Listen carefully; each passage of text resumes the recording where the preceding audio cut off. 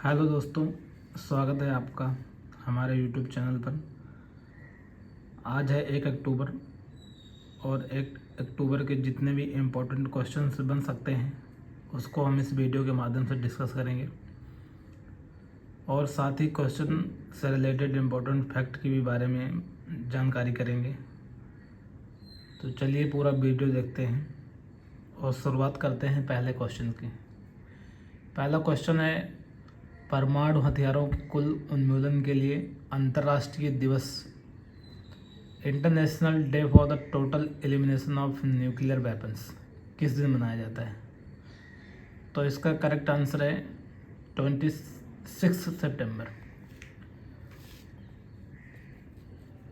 आइए इसके बारे में कुछ इम्पोर्टेंट फैक्ट्स देखते हैं। संयुक्त राष्ट्र हर साल 26 सितंबर को परमाणु हथियारों के कुल उन्मूलन के लिए अंतर्राष्ट्रीय दिवस के रूप में मनाता है। पहली बार यह 26 सितंबर 2014 को मनाया गया था।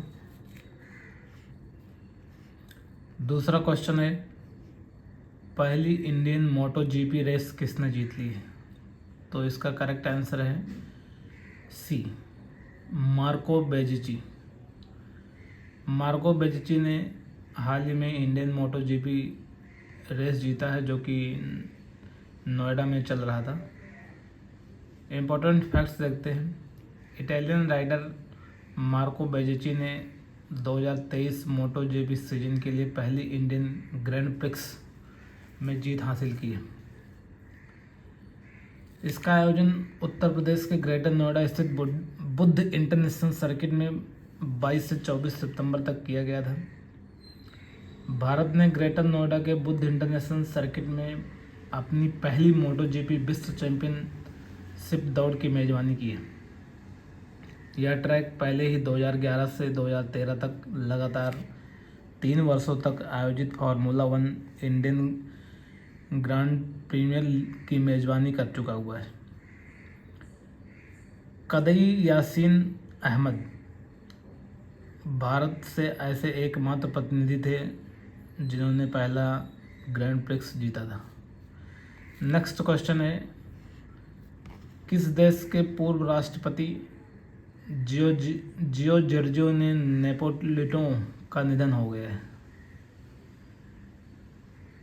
तो ये इसका करेक्ट आंसर है इटली। जियो जॉर्जियो नेपोलिटानो ये इटली के रहने वाले हैं। आइए इटली के बारे में कुछ जानकारी करते हैं। इटली की राजधानी रोम है। प्रधानमंत्री जियो जॉर्जिया मेलोनी है और इसकी मुद्रा यूरो है। इम्पोर्टेंट फैक्ट की बात करें, इटली के पूर्व राष्ट्रपति जियो जॉर्जियो नेपोलिटानो का 98 वर्ष की आयु में निधन हो गया है। ये 2006 से 2015 तक इटली के राष्ट्रपति के रूप में कार्य किए थे।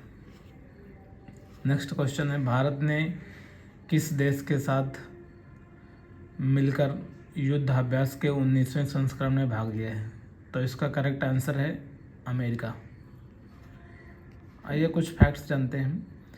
एक्सरसाइज युद्धाभ्यास का 19वां संस्करण 25 सितंबर से 8 अक्टूबर 2023 तक अलास्का, अमेरिका में आयोजित किया जा रहा है।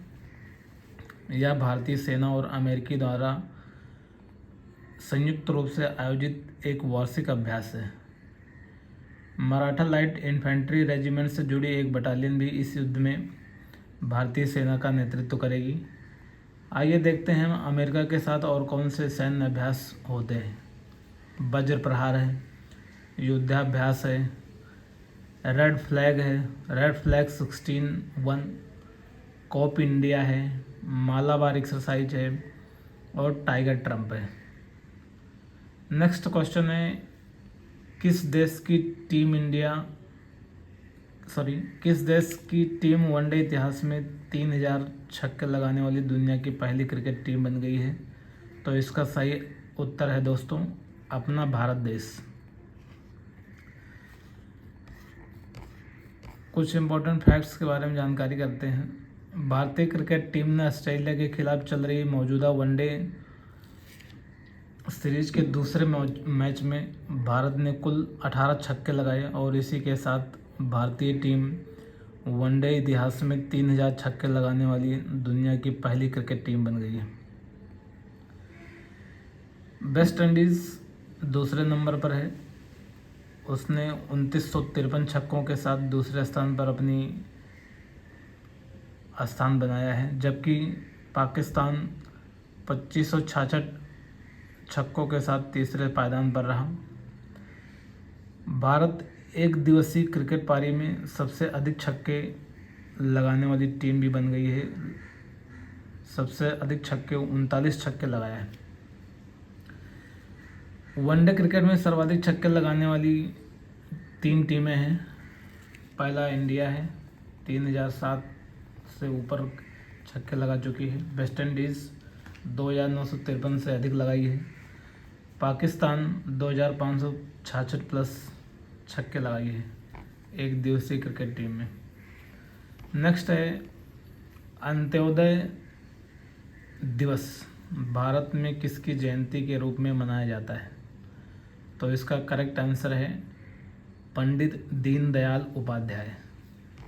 पंडित दीनदयाल उपाध्याय की जयंती को चिन्हित करने के लिए हर साल 25 सितंबर को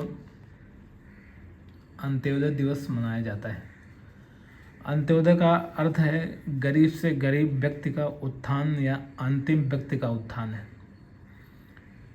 पंडित दीनदयाल उपाध्याय न केवल भारतीय जनसंघ के संस्थापक थे, बल्कि राष्ट्रीय स्वयंसेवक संघ से जुड़े एक गहन विचारक भी थे। सन 1916 में मथुरा में पैदा हुए पंडित दीनदयाल भारतीय जनसंघ के प्रमुख नेताओं में से एक थे, जिनसे बाद में भाजपा का उदय हुआ था। वह साल 1953 से साल 1968 तक भारतीय जनसंघ के नेता रहे थे।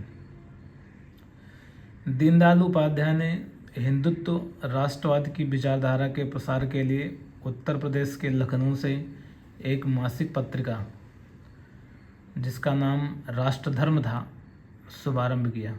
बाद में उन्होंने 5 जन्य, एक साप्ताहिक और एक दैनिक स्वदेश पत्रिका का शुभारंभ किया था। दीनदयाल उपाध्याय 11 फरवरी 1968 को तड़के उत्तर प्रदेश के मुगल सराय रेलवे स्टेशन के पास रहस्यमय परिस्थितियों में मृत पाए गए। आइए कुछ महान पुरुष और उनकी जयंती के बारे में देखते हैं। पराक्रम दिवस नेताजी सुभाष चंद्र बोस की जयंती के रूप में मनाया जाता है, जो कि प्रत्येक 23 जनवरी को मनाया जाता है। स्वामी विवेकानंद की जयंती पर राष्ट्रीय युवा दिवस हर साल 12 जनवरी को मनाया जाता है।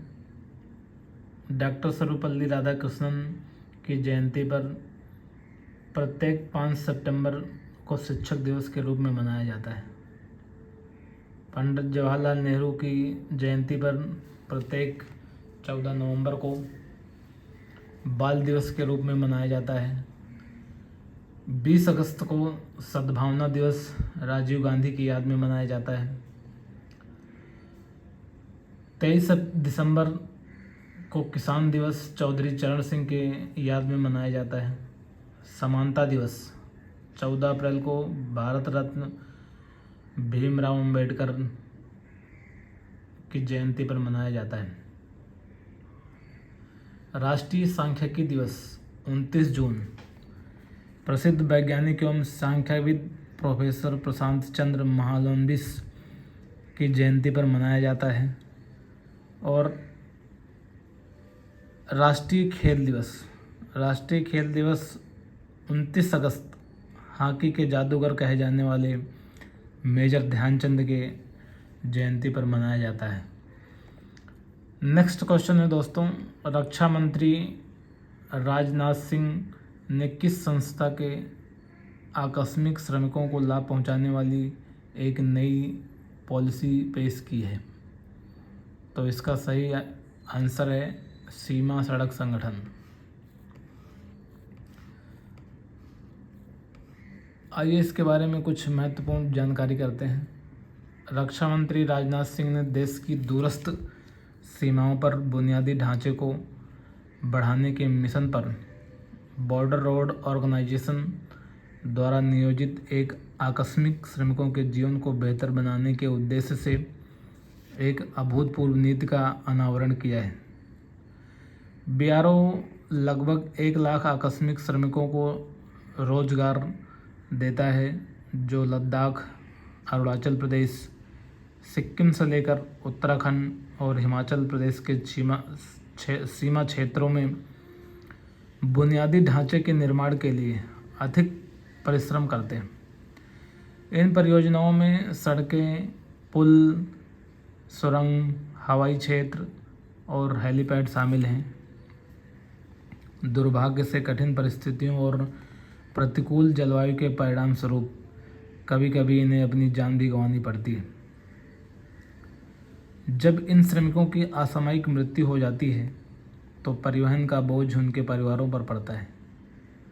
यह नीति उन लोगों के लिए अंतिम संस्कार के खर्च को 1,000 रुपये से बढ़ाकर 10,000 रुपये कर देती है, जिसका अंतिम संस्कार कार्यस्थल पर किया जाता है।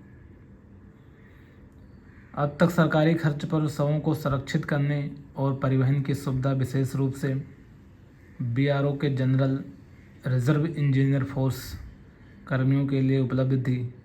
अब आकस्मिक मजदूरों के अमूल्य योगदान को पहचानते हुए यह नीति उन्हें भी यह विशेषाधिकार प्रदान करती है। आइए बीआरओ के बारे में हम जानकारी करते हैं। बीआरओ का फुल फॉर्म होता है बॉर्डर रोड्स ऑर्गेनाइजेशन। इसका गठन 7 मई 1960 को हुआ था। मुख्यालय नई दिल्ली में है और इसके महानिदेशक लेफ्टिनेंट जनरल राजीव चौधरी जी हैं और इसका मूल संगठन रक्षा मंत्रालय से है। नेक्स्ट क्वेश्चन है, राष्ट्रीय बेटी दिवस किस दिन मनाया जाता है? तो इसका सही आंसर है सितंबर महीने के चौथे शनिवार को। सितंबर महीने के चौथे शनिवार को राष्ट्रीय बेटी दिवस मनाया जाता है, जिसे हम डॉटर्स डे के रूप में भी जानते हैं। इस वर्ष 24 सितंबर 2023 को मनाया गया और इसकी थीम थी investment priority daughters rights. Next है, रक्षा मंत्री राजनाथ सिंह ने कहाँ पर भारत ड्रोन शक्ति प्रदर्शनी का उद्घाटन किया है? तो इसका राइट आंसर है गाजियाबाद, उत्तर प्रदेश। हाल ही में राजनाथ सिंह ने भारत ड्रोन शक्ति प्रदर्शनी का उद्घाटन गाजियाबाद, उत्तर प्रदेश में किया है और उत्तर प्रदेश के गाजियाबाद में हिंडन एयरबेस पर इस ड्रोन शक्ति का उद्घाटन किया गया। प्रदर्शन के अलावा रक्षा मंत्री राजनाथ सिंह ने C-295 परिवहन विमान, जो कि एक ट्रांसपोर्ट एयरक्राफ्ट है, भारतीय वायुसेना में शामिल किया गया।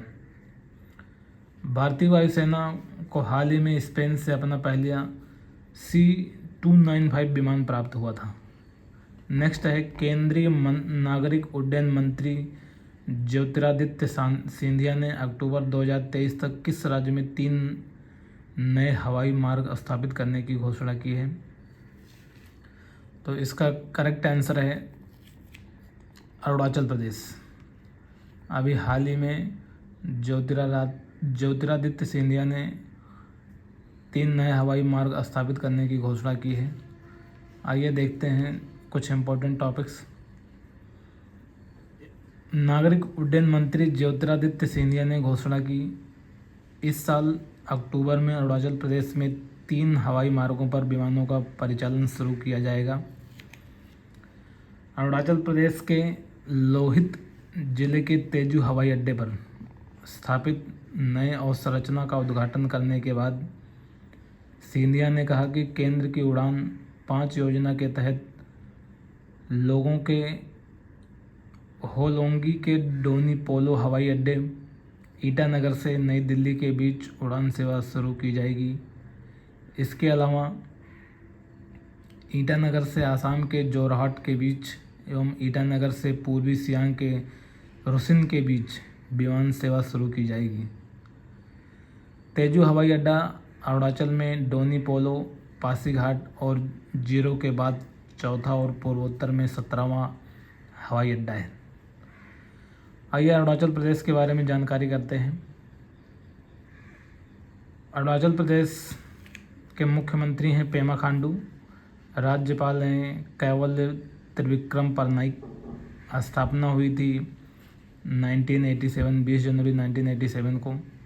लोकसभा की 2 सीटें हैं, राज्यसभा की 1 सीट है, विधानसभा की 60 सीटें हैं। अरुणाचल प्रदेश की सीमा 2 राज्यों असम और नागालैंड से लगती है, साथ ही 3 देशों से भी लगती है। भूटान, म्यांमार और चीन के साथ यह सीमा साझा करता है। आइए देखते हैं यहाँ पर कौन कौन से वन्यजीव अभयारण्य हैं। प्रमुख राष्ट्रीय उद्यान एवं वन्यजीव अभयारण्य हैं मौलिंग राष्ट्रीय उद्यान, नामदफा राष्ट्रीय उद्यान, ताले वन्यजीव अभयारण्य और ईगल नेस्ट वन्यजीव अभयारण्य। इतने वन्यजीव अभयारण्य अरुणाचल प्रदेश में पाए जाते हैं। आज के लिए बस इतना ही। आप सब लोग इसे अच्छे तरीके से देखें और अपने दोस्तों को शेयर करें। बहुत बहुत धन्यवाद।